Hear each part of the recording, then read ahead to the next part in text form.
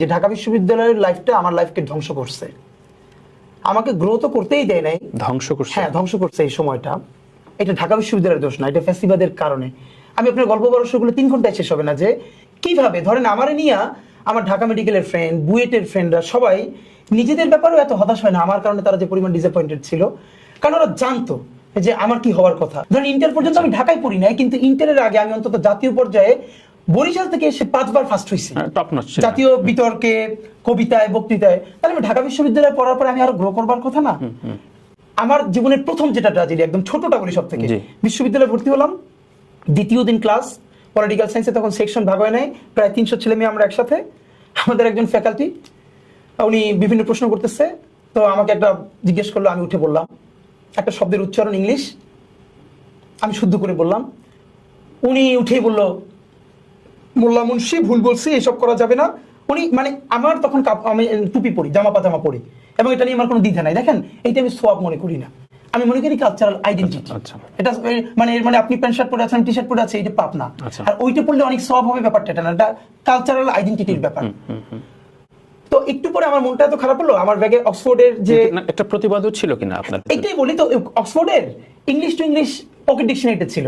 আমি দ্রুত পকেট ডিকশনারিটা বের করে শব্দটা আবার বের করলাম এবং দেখলাম আমি যেটা বলেছি এক্স্যাক্টলি ফনেটিক ডেসক্রিপশন ওটাই লেখা।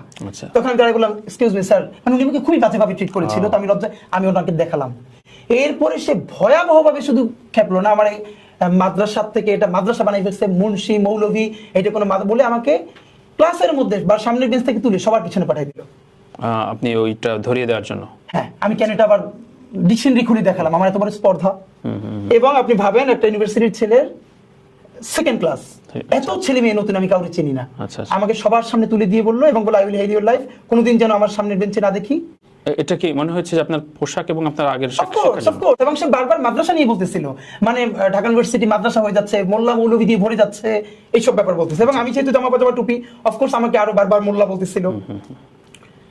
আমি ক্লাসটা শেষে আমি পিছনে বসে আছি, আমার মনে আছে আমার কিছু ফ্রেন্ডরা এবং ভিকারুন্নিসার দুটো মেয়ে এসে আমার কিছু বলবার চেষ্টা করতেছিল, এবং আমাকে 2-3টা ছেলে এসে বললো যে তুমি তোমার ড্রেসটা কালকে থেকে চেঞ্জ করে ফেলো। আপনার বন্ধু আমাকে বললো যে আমি জামা পাজামা টুপিতে আছি।